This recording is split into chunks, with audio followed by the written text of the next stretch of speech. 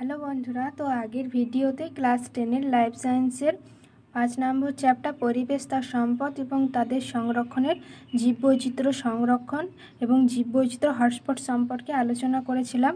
আর আজকে আলোচনা করব জীববৈচিত্র্য হ্রাসের কারণ। তো বিভিন্ন কারণে জীববৈচিত্র্য হ্রাস ঘটে, ঠিক আছে, বিভিন্ন কারণে জীববৈচিত্র্য হ্রাস ঘটে থাকে। 1 নম্বর পয়েন্ট হচ্ছে জমি ব্যবহারের রীতির ফলে বাসস্থান ধ্বংস। তো বিভিন্ন ধরনের জীববৈচিত্র্য হ্রাসের কারণ ঘটে, ঠিক আছে। তো 1 নম্বর পয়েন্টে আছে জমির ব্যবহারের রীতির ফলে বাসস্থান ধ্বংস, যেমন হচ্ছে নগরায়ন, তারপর শিল্পায়ন, সড়ক নির্মাণ, ঠিক আছে। এটা হচ্ছে জমির ব্যবহারের রীতির ফলে বাসস্থান ধ্বংস। যেমন হচ্ছে নগরায়ন, ঠিক আছে। নগরায়ন কি বিপুল সংখ্যার বাসস্থান নির্মাণের জন্য বনভূমি ও তৃণভূমি ধ্বংস করতে হয়। এর ফলে অনেক উদ্ভিদ ও প্রাণী প্রজাতির বিলুপ্ত ঘটে। তারপর হচ্ছে শিল্পায়ন। শিল্পায়ন কি বলেছে, শিল্পায়নে বৃহৎ শিল্পের জন্য প্রচুর জমি দরকার হওয়ার বনভূমি ধ্বংস হয়, এতে বন্যজীবন ধ্বংস হয়। তারপর 3 নম্বর পয়েন্টে আছে সড়ক নির্মাণ, যেমন হচ্ছে প্রধানমন্ত্রী গ্রাম সড়ক যোজনায় বড় রাস্তা তৈরি করার ফলে অনেক বন্যজীবন ধ্বংস করতে হয়েছে। তাই এগুলো হচ্ছে জমির ব্যবহারের রীতির ফলে বাসস্থান ধ্বংস, ঠিক আছে। তারপর এখানে বলেছে যে বাসস্থান ধ্বংসের আরও কারণ যারা থাকলে খাতায় সেগুলো লিখতে পারো, ঠিক আছে। তোমাদের যদি আরও কিছু জানা থাকে জমির ব্যবহারে, ঠিক আছে, বাসস্থান ধ্বংস সম্পর্কে, তাহলে খাতায় তোমরা এক্সট্রাভাবে নোট করতে পারো। যেমন হচ্ছে বনভূমি ধ্বংস, ঠিক আছে, বন জঙ্গল কেটে বাসস্থান নির্মাণের জন্য, তো এটাও হবে 1 নম্বর, ঠিক আছে।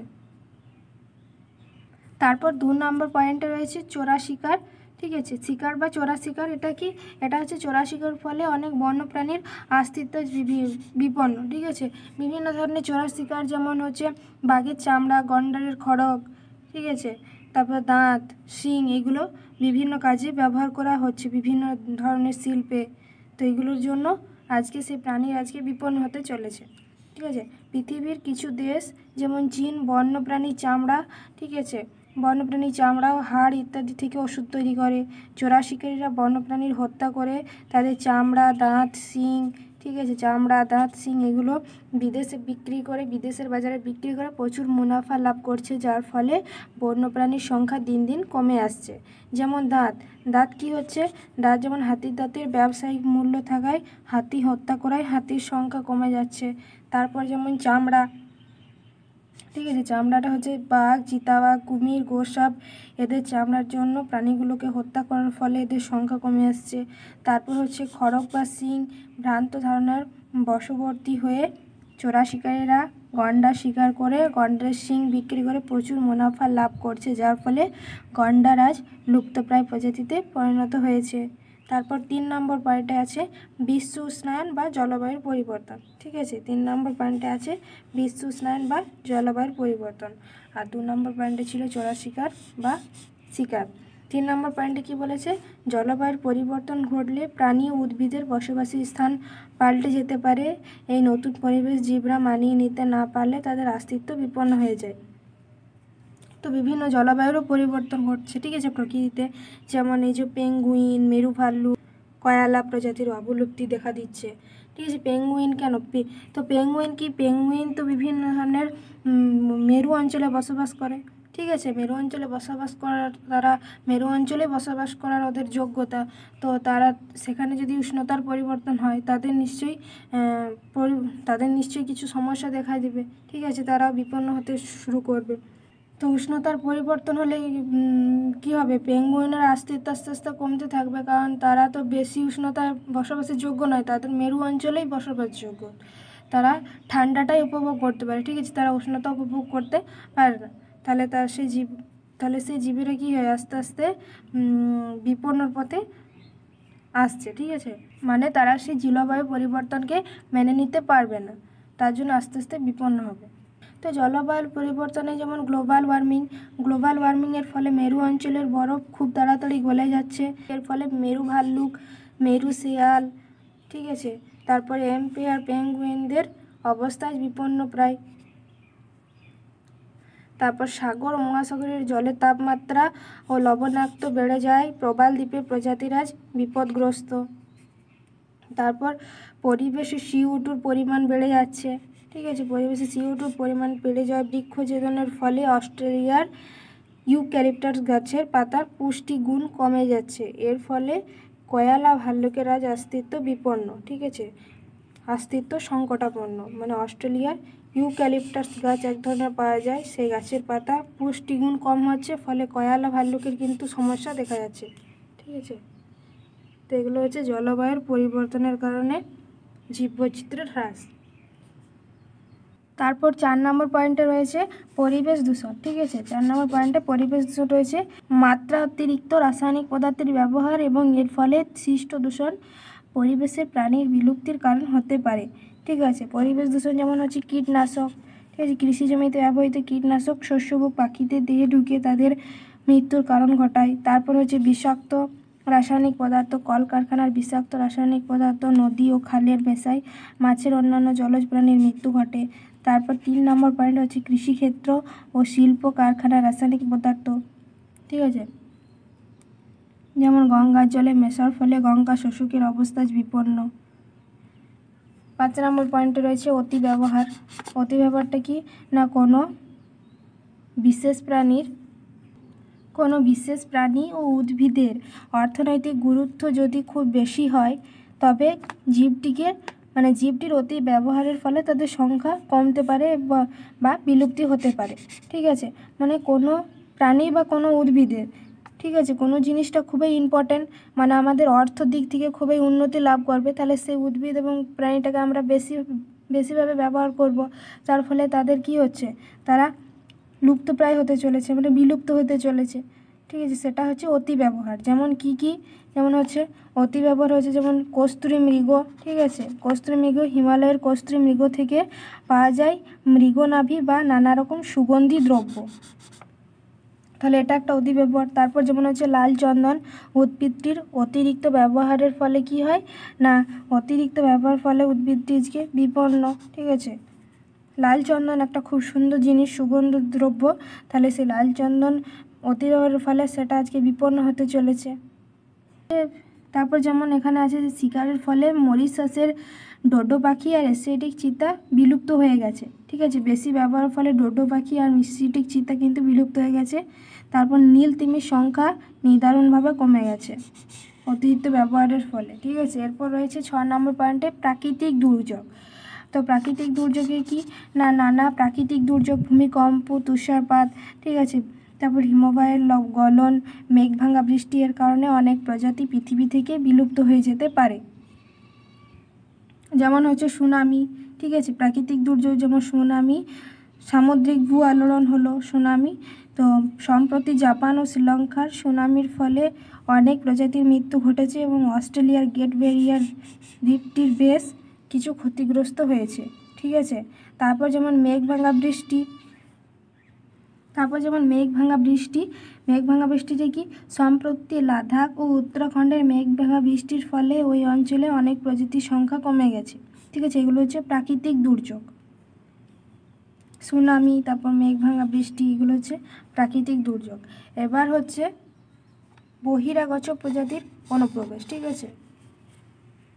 তো বহিরাগত প্রজাতির ক্ষেত্রে কি বলেছে না, বিদেশে থেকে নতুন প্রজাতি আমদানি করার ফলে দেশীয় দুর্বল প্রজাতিগুলো তাদের সঙ্গে প্রতিযোগিতা পেরে ওঠে না এবং তাদের বাসস্থান দখল করার স্থানীয় জীবের সংখ্যা কমে যায়, ঠিক আছে। এটা হচ্ছে বহিরাগত প্রজাতির ক্ষেত্রে। যেমন হচ্ছে মাছ, আফ্রিকা থেকে তেলাপিয়া ও বড় জাতের মাগুর, ঠিক আছে, আমদানি করার ফলে আমাদের দেশের মোরলা এবং খোলসে তেজকা মাছের অস্তিত্ব বিপন্ন হয়ে যাচ্ছে, ঠিক আছে। তারপর 2 নম্বর পয়েন্টে রয়েছে কুকুর, শুয়োর ও ছাগল। তো এটা কি বলেছে, গ্যালাপাগোস দ্বীপপুঞ্জে এই প্রাণীগুলো আমদানি করার ফলে সেখানকার কচ্ছপের সংখ্যা কমে যাচ্ছে, ঠিক আছে, কচ্ছপের সংখ্যা কমে যাচ্ছে। তারপর যেমন পার্থেনিয়াম, 3 নম্বর পয়েন্টে পার্থেনিয়াম, মেক্সিকো থেকে গম আমদানি করার সময় গাছটি আমাদের দেশে চলে আসে, ঠিক আছে। এই গাছটির সংখ্যা বিপুল পরিমাণে বেড়ে গেছে, গাছটির পরাগরেণু অ্যালার্জির সৃষ্টি করে, এটা হচ্ছে পার্থেনিয়াম। তো কচুরিপানার ক্ষেত্রে কি ব্রাজিল থেকে গাছটি আমাদের দেশে নিয়ে আসার ফলে আমাদের দেশের খাল বিলে গাছটি ছেয়ে যাচ্ছে, ঠিক আছে। কচুরিপানা খুব কম সময়ে দ্রুত বৃদ্ধি ঘটে। তো এগুলো হচ্ছে বহিরাগত প্রজাতির অনুপ্রবেশ। তো এখানে একটা ইম্পর্ট্যান্ট নোট আছে, পূর্ব আফ্রিকার ভিক্টোরিয়া লেকে নাইল পার্চ নামক মাছের অনুপ্রবেশের ফলে সেখানকার প্রায় 200টি প্রজাতির সিসিলড মাছ বিলুপ্ত হয়ে গেছে, ঠিক আছে। তারপর যেমন হচ্ছে কচুরিপানার বংশবৃদ্ধির হার খুব বেশি, মাত্র 2 সপ্তাহে দ্বিগুণ হয়ে যায়। গাছটিকে টেরর অফ বেঙ্গল বলে, ঠিক আছে, টেরর অফ বেঙ্গল বলে। কচুরিপানার আরেক নাম হচ্ছে টেরর অফ বেঙ্গল। তো আগে আমরা দেখলাম পৃথিবীর এবং ভারতের মধ্যে বিভিন্ন ধরনের জীববৈচিত্র্য হ্রাসের কারণ, ঠিক আছে, বিভিন্ন জায়গায় বিভিন্ন কারণে, ঠিক আছে, বিভিন্ন যেমন জলবায়ুর পরিবর্তন, বাসস্থান, তারপর চোরা শিকার, অতিব্যবহার, এগুলো বিভিন্ন ধরনের আমরা পৃথিবীর এবং ভারতের মধ্যে দেখলাম। তো এবার দেখবো আমাদের পশ্চিমবঙ্গের সুন্দরবনের পরিবেশগত সমস্যা, ঠিক আছে। তো যেগুলো ইম্পর্ট্যান্ট নোট সেগুলো অবশ্যই করবে। যেমন দেখো সুন্দরী গাছ, ঠিক আছে, সুন্দরী গাছ দিন দিন কমে যাচ্ছে। তারপর যেমন সুন্দরবনের ভাগ লোকালয়ে ঢুকে পড়ছে এবং মানুষের সঙ্গে সংঘর্ষে জড়িয়ে পড়ছে, এগুলো হচ্ছে সুন্দরবনের, ঠিক আছে, পরিবেশগত সমস্যা। তো সুন্দরবনের বিভিন্ন পরিবেশগত সমস্যা আছে। 1 নম্বর পয়েন্ট হচ্ছে নগরায়নের জন্য লবণাম্ব উদ্ভিদ ধ্বংস, ঠিক আছে। জনসংখ্যা বৃদ্ধির ফলে বসতি স্থাপনের ফলে সুন্দরবনে লবণাম্ব উদ্ভিদের অনন্য গত 100 বছরের অনেকটা ক্ষতিগ্রস্ত হয়েছে। তারপর লবণাম্ব উদ্ভিদ ধ্বংসের কারণগুলি হলো যেমন গৃহ নির্মাণ, তারপর ফার্নিচার তৈরি, তারপর জ্বালানি, এগুলো হচ্ছে নগরায়নের জন্য লবণাম্ব উদ্ভিদের ধ্বংস, ঠিক আছে। ম্যানগ্রোভ অরণ্যে তো বিভিন্ন ধরনের লবণাম্ব উদ্ভিদ পাওয়া যায়। তো সেই লবণাম্ব উদ্ভিদ যেমন গৃহ নির্মাণ, তারপর ফার্নিচার, জ্বালানির কাজে ব্যবহার ফলে বিভিন্ন সমস্যা দেখা দিচ্ছে। তো গৃহ নির্মাণ উপকারগুলি এলাকার লোকে লবণাম্ব উদ্ভিদ থেকে সংগ্রহ করে, ফলে অরণ্য ধ্বংস করে। ফার্নিচার তৈরি, যেমন সুন্দরী গাছের কাঠ থেকে ফার্নিচার হয় এবং সুন্দরী গাছ বেশি কাটা হচ্ছে, তাই এদের সংখ্যা কমতে থাকছে। জ্বালানির প্রয়োজন, এলাকার লোকেরা বনভূমি ধ্বংস করছে, এগুলো হচ্ছে নগরায়নের লবণাম্ব উদ্ভিদের ধ্বংস। এখানে একটিগুলোর কোথাও একটু ইম্পর্টেন্ট আছে, পৃথিবীর সবচেয়ে বড় ম্যানগ্রোভ অরণ্য হলো সুন্দরবন, ঠিক আছে, যা পশ্চিমবঙ্গ ও বাংলাদেশের দক্ষিণে অবস্থিত, ঠিক আছে। তো এটা কোন জেলায় অবস্থিত? সুন্দরবন হচ্ছে দক্ষিণ 24 পরগনা জেলায় কিন্তু সুন্দরবন অবস্থিত, ঠিক আছে। সুন্দরবনের মোট আয়তন হলো 9630 বর্গ কিমি, ঠিক আছে। সুন্দরবনের মোট আয়তন হচ্ছে কত? 9630 বর্গ কিমি। তো এই বাস্তুতান্ত্রিক গুরুত্বের জন্য অরণ্য বিশ্ব ঐতিহ্য তালিকায়, ঠিক আছে, ওয়ার্ল্ড হেরিটেজ লিস্টে অন্তর্ভুক্ত হয়েছে। বাস্তুতান্ত্রিক ভূমিকায় আমাদের ম্যানগ্রোভ অরণ্য, ঠিক আছে, বাস্তুতান্ত্রিক ভূমিকায় আমাদের যে সুন্দরবনের ম্যানগ্রোভ অরণ্য কিন্তু ওয়ার্ল্ড হেরিটেজ লিস্টে কিন্তু অন্তর্ভুক্ত। সুন্দরবনে 40% জল আছে আর 60% স্থল আছে, ঠিক আছে। সুন্দরবনে 40% জল এবং 60% স্থল আছে। তো এই অরণ্যটি অসংখ্য নদী, নালা ও খাড়িযুক্ত হয়। সব নদীগুলি কিন্তু দক্ষিণগামী, ঠিক আছে, দক্ষিণ দিকে বয়ে, মানে সব নদীগুলো দক্ষিণ দিকে প্রবাহিত হয়। পশ্চিম দিকে নদীগুলো হচ্ছে যেমন মাতলা, গোসরাবা, রায়মঙ্গল। বাংলাদেশের নদীগুলির দিকে হলো যেমন পসার, মালঞ্চ, হরিণঘাটা, ঠিক আছে। নদীগুলিতে দিনে 2 বার জোয়ার ভাটা হয়, ঠিক আছে। নদীগুলিতে দিনে 2 বার জোয়ার ভাটা হয়। তো জোয়ারের সময় জল বনের ভেতরে ঢোকে, আবার ভাটার সময় জল নেমে যায়। তো সুন্দরবন অববাহিকার পূর্ব দিকটা অনেকটা ঢালু বলে পূর্ব দিকে নদীগুলোর স্রোত বেশি এবং নদীগুলো দিয়ে প্রতিদিন প্রচুর মিষ্টি জল সমুদ্রে মেশে, ফলে পূর্ব দিকে নদীগুলো লবণাক্ত অনেকটা কম, কিন্তু অপর দিকে পশ্চিমবঙ্গের জল বেশি লবণাক্ত, ঠিক আছে। এবার হচ্ছে সুন্দরবন অঞ্চলের মাটি। এই অঞ্চলের মাটিতে প্রচুর জল থাকা সত্ত্বেও দ্রবীভূত লবণের পরিমাণ বেশি হয়, উদ্ভিদ জল শোষণ করতে পারে না, ঠিক আছে। এই প্রকার মাটিকে শারীরবৃত্তীয় শুষ্ক মাটি বলে। তো শারীরবৃত্তীয় শুষ্ক মাটি কোথায় দেখা যায়? সুন্দরবনে দেখা যায়, ঠিক আছে। এটা একটা ইম্পর্ট্যান্ট কোশ্চেন। শারীরবৃত্তীয় মৃত্তিকা কোথায় দেখা যায়? সুন্দরবনের ম্যানগ্রোভ অরণ্যে, ঠিক আছে, শারীরবৃত্তীয় শুষ্ক মৃত্তিকা। এবার 2 নম্বর পয়েন্টে রয়েছে কৃষি, ঠিক আছে। সুন্দরবনের ম্যানগ্রোভ অরণ্যে কৃষির সমস্যা দেখা দিচ্ছে, যেমন 1 নম্বর পয়েন্টে রয়েছে কীটনাশক ও রাসায়নিক সার ব্যবহারের ফলে মাটির উর্বরতা ও লবণের মাত্রা জমির সচ্ছিদ্রতা বিঘ্নিত হচ্ছে, ঠিক আছে। তারপর 2 নম্বর হচ্ছে চাষের জমিতে নোনা জল প্রবেশ। অনেক সময় বাঁধ ভেঙে নদী ও মোহনার নোনা জল চাষের জমিতে প্রবেশ করে চাষের ব্যাঘাত ঘটায়। এর ফলে ওই জমি 2-3 বছর চাষের অনুপযুক্ত হয়ে পড়ে। তারপর 3 নম্বর রয়েছে চাষের জমিতে বালির প্রবেশ, ঠিক আছে। চাষের জমিতে বালির প্রবেশ রয়েছে, যেমন চাষের জমিতে বালি প্রবেশ করায় সেই জমিতে সব রকম ফসল চাষ করা যাচ্ছে না। তারপর এখানে একটা দেখো পয়েন্ট আছে, ঘরের ছাউনি তৈরিতে গোল পাতা ব্যবহৃত হয়, গাছটির সংখ্যা কমে যাচ্ছে, ঠিক আছে। ম্যানগ্রোভ অরণ্যে কিন্তু গোল পাতা, তারপর সুন্দরী, গরান, গেওয়া এই সকল গাছগুলো পাওয়া যায়, ঠিক আছে। তো গোল পাতা কিন্তু ছাউনির কাজে ব্যবহৃত হয়, বাড়ির ছাউনি যে দেওয়া হয়, বাড়িতে যে ছাউনি হিসেবে দেওয়া যায়, ঠিক আছে, সেই পাতাগুলো বেশ বড় বড় গোল গোল। তো সেখানে অতি ব্যবহারের ফলে কী হচ্ছে না, গাছটির সংখ্যা কমে যাচ্ছে।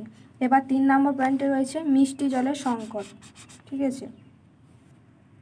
তো সুন্দরবনের মিষ্টি জলের বড় অভাব, ঠিক আছে। সুন্দরবন তো এমনিতেই লবণাক্ত জল পাওয়া যায়। তো ফারাক কাভারেজ তৈরি হওয়ার পর গঙ্গার গতিপথ পরিবর্তিত হওয়ায় সুন্দরবনের, ঠিক আছে, সুন্দরবনের খাড়ি ও মোহনা অঞ্চলে মিষ্টি জলের সংকট দেখা দিয়েছে। কম বৃষ্টিপাত ও বন্যার জন্য এই অঞ্চলে মিষ্টি জলের সংকট দেখা দিয়েছে। এর ফলগুলি হলো জল ও মাটিতে লবণের পরিমাণ বৃদ্ধি। সুন্দরবনের ম্যানগ্রোভ অরণ্যে কিন্তু লবণাক্ত মাটি বেশি পাওয়া যায়, তাহলে মাটিতে লবণের পরিমাণ বৃদ্ধি পাচ্ছে। তারপর যেমন মিষ্টি জলে বসবাসকারী মাছ ও প্রাণীদের সংখ্যা কমে যাচ্ছে। তারপর সুন্দরী ও আরও অন্যান্য গাছের সংখ্যা কমছে, কারণ সুন্দরী গাছ মিষ্টি জলযুক্ত স্থানে ভালো জন্মায়, ঠিক আছে। তারপর বাঘেদের পানীয় জলের অভাব এবং খাড়ির কুমির ও রিভার টেরাপিনের মতো প্রাণীরা বিপন্ন হয়েছে, ঠিক আছে। 4 নম্বর পয়েন্টে রয়েছে বাসস্থান ধ্বংস। এবার হচ্ছে বাসস্থান ধ্বংস। তো এবার 4 নম্বর পয়েন্ট হচ্ছে বাসস্থান ধ্বংস। ব্যাপক হারে গাছ কাটার ফলে বন্যপ্রাণীদের বাসস্থান ধ্বংস হচ্ছে। এর ফলগুলি কি কি? 1 নম্বর পয়েন্টে রয়েছে বন্যপ্রাণীর লোকালয়ে প্রবেশ, ঠিক আছে। বন্যপ্রাণীর লোকালয়ে প্রবেশ, যেমন বাসস্থান ধ্বংসের ফলে বন্যপ্রাণীগুলো লোকালয়ে ঢুকে পড়ছে এবং মানুষের সঙ্গে সংঘাতের অনেক প্রাণী মারাও যাচ্ছে। 2 নম্বর পয়েন্ট হচ্ছে ভূমিক্ষয়। লবণাম্ব উদ্ভিদের মূলগুলো মাটিতে আঁকড়ে থাকায় ভূমিক্ষয় রোধ হচ্ছে, ঠিক আছে, ভূমিক্ষয় রোধ হয়, কিন্তু বনভূমি হ্রাস পাওয়ার ফলে এই অঞ্চলে ভূমিক্ষয় বেড়ে গেছে। 3 নম্বর পয়েন্টে রয়েছে ঝড়। ঘন জঙ্গল, ঠিক আছে, ঘন জঙ্গল আগে ঝড় প্রতিরোধ করতো, কিন্তু বন ধ্বংসের ফলে এই অঞ্চলে ঝড়ের প্রকোপ অনেক বেড়ে গেছে। এবার 5 নম্বর পয়েন্টে রয়েছে দূষণ। দূষণে কি বলেছে? দূষণ ও পরিবেশ মাত্রা বৃদ্ধি হওয়ায় জলের উচ্চতা বৃদ্ধি পাচ্ছে ও জলে লবণের পরিমাণ বাড়ছে, যার ফলে কি হচ্ছে না, বহু গাছের সংখ্যা কমতে শুরু করছে। দূষণের কারণে সুন্দরী গাছের আগাগুলি শুকিয়ে এক প্রকার রোগে মারা যাচ্ছে। 6 নম্বর পয়েন্টে রয়েছে, 6 নম্বর পয়েন্টে কী রয়েছে? 6 নম্বর পয়েন্টে হচ্ছে খাদ্যের সংখ্যা, ভারসাম্য ব্যাঘাত। বনভূমি ধ্বংসের ফলে বাস্তুতন্ত্রের ভারসাম্য বিঘ্নিত হচ্ছে, ঠিক আছে। খাদ্যের জন্য খাদ্যকেরা নিজস্ব বাসস্থান ছেড়ে লোকালয়ে ঢুকে পড়ছে, যার ফলে মাংসাশী বাঘ সরাসরি মানুষের সঙ্গে সংঘর্ষে জমিয়ে মারা যাচ্ছে। 7 নম্বর পয়েন্টে রয়েছে সমুদ্রের জলের উচ্চতা বৃদ্ধি। তো সমুদ্র জলের উচ্চতা বৃদ্ধি, যেমন বনভূমি ধ্বংস এবং গ্রিন হাউস গ্যাসের পরিমাণ বৃদ্ধির জন্য দিন দিন সমুদ্র জলের উচ্চতা বৃদ্ধি পাচ্ছে, যার ফলে কি হচ্ছে না, অনেক ছোট ছোট দ্বীপ একদিন ডুবে যাবে। দ্বীপগুলিতে প্রায় বন্যা হবে, ঠিক আছে, প্রায় বন্যা হবে। তারপর দ্বীপগুলির উদ্ভিদ ও প্রাণীরা একদিন হারিয়ে যাবে। এইগুলো হচ্ছে সমুদ্র জলের উচ্চতা বৃদ্ধি। তো এখানে একটা পয়েন্ট করা আছে, গ্লোবাল ওয়ার্মিংয়ের ফলে প্রশান্ত মহাসাগরের টুভালু নামক দ্বীপটি সম্পূর্ণ ডুবে গেছে, ঠিক আছে, গ্লোবাল ওয়ার্মিংয়ের ফলে। তো বন্ধুরা, আজকের ভিডিওতে জীববৈচিত্র্য হ্রাসের কারণ সম্পর্কে আলোচনা করলাম, ঠিক আছে, অবশ্যই দেখবে ভিডিওটা। তো বন্ধুরা, এই যে অনুশীলনী প্রশ্ন উত্তর রয়েছে এমসিকিউ এবং শর্ট কোয়েশ্চেন অ্যান্সার, ঠিক আছে, 1 নম্বর। তো এগুলো কিন্তু আগের ভিডিওতে আলোচনা হয়েছে, অবশ্যই আগের ভিডিওগুলো দেখবে।